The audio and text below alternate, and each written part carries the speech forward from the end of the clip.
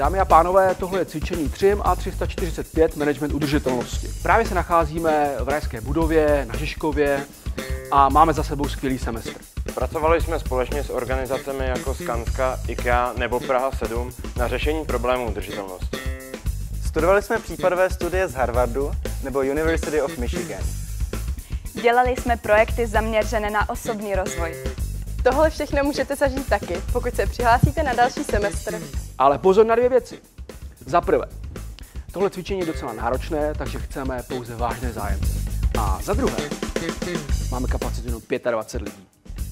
Takže zapište si cvičení 3 a 345 management udržitelnosti co nejdřív. Jo.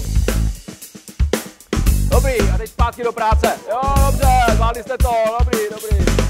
No, super.